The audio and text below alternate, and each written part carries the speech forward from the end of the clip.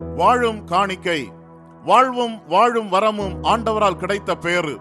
அந்த வாழ்வை அர்த்தமாக்கி அலங்கரிப்பது அவருக்கு நாம் கொடுக்கும் கைமாறு. அனுமதிக்கப்பட்ட உலகின் வாழ்வு ஒப்புயர்வற்றது. அனுதின வாழ்வு அழகாகினால் அது விலை மதிப்பற்றது. ஆண்டவர் கையால் அழகாகினால் அது சாலச் சிறந்தது. உலகில் உயர்விலை கொண்டதென எதுவும் இல்லை. மனித வாழ்வுதான் உயர்ந்ததென அறிந்தோர் அதை மறுப்பதில்லை. உயர்விலை வாழ்வு உயர் நோக்கம் கொண்டது. உயிர் தங்கும் உடல் உபயோகம் மிக்கது. உயிரொன்றை உயர்விலையாய் உடலுக்குள் உருவாக்கி உருப்படியாய் உயர்ந்திடவும் உறுதியாய் உருப்படவும் உன்னதரின் உணர்வால் உளமாற உருவானோம். அவர் உணர்வின் உண்மைக்கு உத்தரவாதமானோம். பணிவிடை, சேவை, வேலை என பல நிலை இருந்தாலும் ஊழியம் என்பதே உயர்நிலை என்பார் பவுலடியார். இறை ஊழியம் என்பது உயர்நிலை என்பார் நம் தந்தை பேராயர். உயர்விலை கொண்ட ஒரே வாழ்வை உயர்நிலை ஊழியத்திற்காய் உருவாக்குதல் உத்தமம்.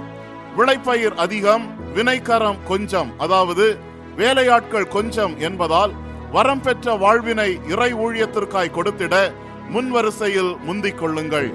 அன்புள்ளம் கொண்ட பெற்றோரே, உங்கள் வீட்டிலிருந்து ஒருவரையாகிலும் இறை ஊழியம் புரிய அர்ப்பணியுங்கள். தான் விட்டு சென்ற ஊழியத்தை தொடர உங்களைத்தான் இயேசு நம்பியுள்ளார். உலகின் உயிர் அனைத்திற்கும் நற்செய்தியை கொண்டு செல்ல உங்கள் குழந்தைகள் தகுந்தவர்கள்தானே. அவர்களது உயர்விலை கொண்ட ஒரே வாழ்வை உன்னதரின் ஊழியத்திற்காய் கொடுத்து பாருங்கள்.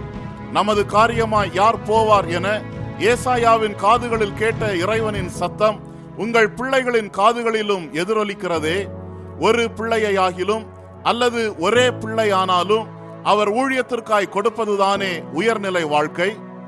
பண்புள்ளம் வளர்த்திட்ட பிள்ளைகளே, நீங்கள் நிற்கும் இடமும் நடக்கும் பாதையும் நகரும் திசையும் நம் விசுவாச முன்னோர், அருட்பணியாளர் மற்றும் ஊழியர்களின் தியாகத்தாலும் அவர்கள் சிந்திய குருதியாலும் உறுதிப்பட்டது.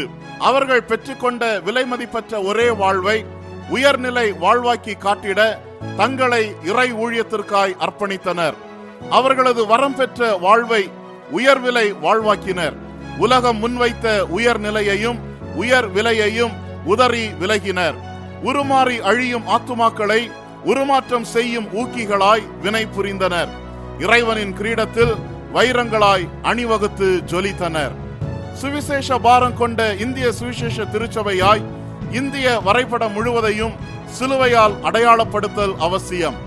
சுவிசேஷம் எட்டாத, சபைகள் எழும்பாத கிராமங்களும் பட்டணங்களும் இந்தியாவில் இல்லை என்னும் நிலையை ஏற்படுத்த வேண்டும் என்பது நமது எஸ்ரா ஐயாவின் வேட்கை. இத்தகைய ஊழியத்தை சிரமேற்று நிறைவேற்றிட முன்வருவோருக்காய் நமது சென்னை இறையியல் கல்லூரி ஊழிய பயிற்சி அளிக்கிறது.